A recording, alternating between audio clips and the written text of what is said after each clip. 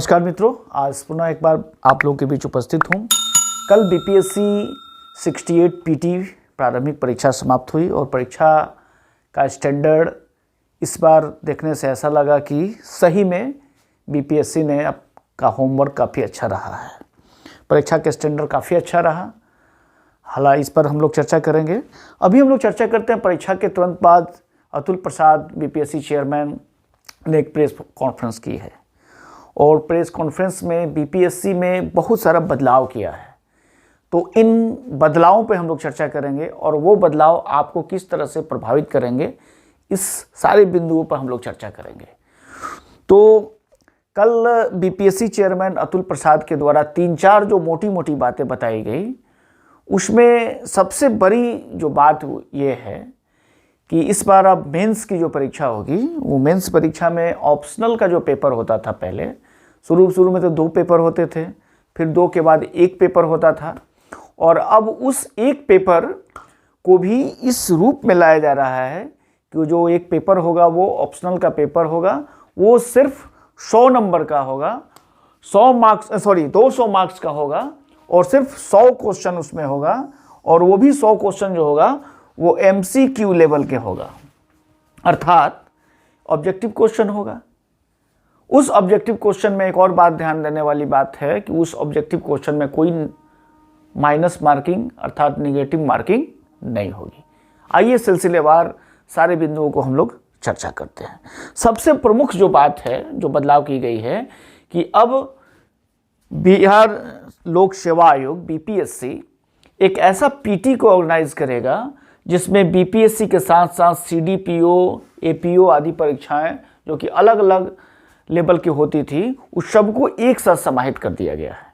PT परीक्षा एक साथ होगी, हालांकि सबका कट ऑफ अलग अलग होगा और इससे क्या होगा कि परीक्षार्थियों को अलग अलग पीटी देने से बचेंगे वो लोग। उनका मुख्य फोकस जो होगा वो मेंस परीक्षा पे होगा। अब जैसे बीपीएससी का जो कट ऑफ अलग निर्धारित किया गया, सीडीपीओ के लिए अलग निर्धारित किया गया, एपीओ के लिए अलग निर्धारित किया गया, अब उस परीक्षा में से अलग अलग लोग अपना चुन करके और मेंस परीक्षा पर ज़्यादा फोकस करेंगे। तो एक तो ये बहुत बड़ी बदलाव है। दूसरा बदलाव क्या है कि जो ऑप्शनल पेपर पहले सब्जेक्टिव टाइप का होता था मेंस परीक्षा में, वो अब MCQ लेवल पे होगा, अर्थात कि वो ऑब्जेक्टिव परीक्षा होगी और वो भी 200 नंबर का होगा और सिर्फ 100 क्वेश्चन होगा ऑब्जेक्टिव क्वेश्चन। अब एक और इसमें ये बदलाव किया गया है कि जो पहले 3 घंटे का होता था, अब सिर्फ वो 2 घंटे का पेपर होगा। और यहाँ इस एक बात ध्यान देने वाली है कि ये जो ऑप्शनल पेपर का परीक्षा होगा MCQ लेवल का, इसमें निगेटिव मार्किंग नहीं होगी, जैसा कि कल बीपीएससी चेयरमैन अतुल प्रसाद ने बताया कि इसमें कोई निगेटिव मार्किंग नहीं होगी। हालांकि पीटी परीक्षा में निगेटिव मार्किंग पहले की तरह जारी रहेगी। तो एक ये बहुत बड़ा बदलाव कहा जाएगा। जो तीसरा बदलाव है वो एसे को लेकर के है। ये बहुत ही इम्पोर्टेंट बदलाव है बीपीएससी मुख्य परीक्षा में एसे को लेकर के। एसे को लेकर के कल चेयरमैन ने काफ़ी अपना रुख साफ किया। लोगों के मन में दुविधा थी कि किस तरह का ऐसे होगा, क्या यूपीएससी टाइप का होगा या कुछ अलग इसका स्वरूप होगा। तो इसके स्वरूप के बारे में चेयरमैन ने बहुत अच्छी तरीक़ा से बताया प्रेस कॉन्फ्रेंस में अपने।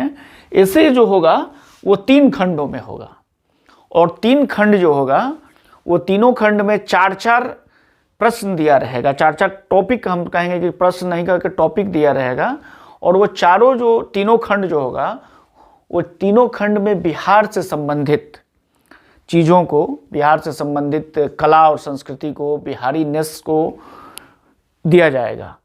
अब उस चीज़ को, एसओ को हम जानते हैं कि एसए की तैयारी कोई कोचिंग संस्थान में या कोई इसके लिए गाइड से नहीं की जा सकती है। वो आपका व्यक्तित्व का एक आईना होता है। एसे जो है, निबंध जो है, आपके व्यक्तित्व का आईना होता है और व्यक्तित्व जो है एक दिन में नहीं बनता है, कोई एक किताब पढ़ के नहीं बनता है। वो आपकी जर्नी होती है, आपकी जो स्कूलिंग से लेकर के आज तक की जो जर्नी होती है, उस जर्नी से किस तरह का आपने व्यक्तित्व बनाया है, उस व्यक्तित्व को उसमें ढालना है आपको। तो बिहार से संबंधित, बिहार के कला और संस्कृति से संबंधित चीज़ों को जब इसमें लाया जाएगा तो बिहार के लोगों को एक एज मिलेगा। अब बिहार की जो चीज़ें हैं, बिहार की कोई लोकोक्ति है, कोई मुहावरा है, कोई ऐसी संस्कृति है जिसके बारे में अगर कहा जाए तो बाहर के लोग उस पढ़ करके उस चीज़ को उतने बढ़िया से एक्सप्लेन नहीं कर पाएंगे जितना कि बिहार के लोग उसको जी रहे हैं वो कर पाएंगे। तो ये एक हम लोगों के लिए, बिहार के लोगों के लिए एक बहुत ही अच्छी बात होगी। तो ये 3 खंड का होगा और तीनों खंड 100-100 मार्क्स का होगा और तीनों में से 4-4 ऑप्शन में से एक जो टॉपिक होगा उसको चुन करके अब उसको आपको देना होगा। वहाँ पे शब्द संख्या लिखा रहेगा या एक जो जनरल शब्द संख्या होती है उसके अनुरूप उसको लिखना होगा। तो ऐसे के संबंध में बहुत अच्छी जानकारी अतुल प्रसाद ने दिया, बीपीएससी चेयरमैन ने। जो चौथा हमारा ये है, तो नेगेटिव मार्किंग जो पहले की तरह है वो आगे भी जारी रहेगी। इसके संबंध में बताया कि नेगेटिव मार्किंग जो इस बार से शुरू की गई है 68 बीपीएससी से, ये अब पीछे नहीं जाने वाला है, ये आगे बढ़ते रहेगा। मतलब कि जो 30 सितंबर के बाद से जो 69th बीपीएससी के बारे में जो अधिसूचना जारी होगी उसमें भी ये चीज़ जारी रहेगा। अभी 68 पीटी जो परीक्षा हुई है 324 पदों के लिए, इसका रिजल्ट के बारे में भी बताया गया है कि इसका रिजल्ट जो है 27 मार्च को आएगा पीटी का रिजल्ट, और यह लगभग 3500 रिजल्ट आएगा। इसमें ना है तो 3500 रिजल्ट आएगा, 27 मार्च को रिजल्ट आएगा। और मेंस परीक्षा जो होगी ये जैसे कैलेंडर में पहले बताया गया था आपको, बीपीएससी ने जो कैलेंडर जारी किया था तो उस कैलेंडर में बताया गया था कि 12 मई से मेंस परीक्षा होगी, तो उसी के अनुरूप 12 मई से ही परीक्षा शुरू होगी। तो ये था बीपीएससी में बदलाव से संबंधित, और यह बदलाव इसलिए किया गया है क्योंकि बिहार में एक अच्छे और जिम्मेवार अधिकारी की चुनाव किया जा सके जो कि बिहार के आगे बढ़ाने में मदद कर सके। धन्यवाद, थैंक यू।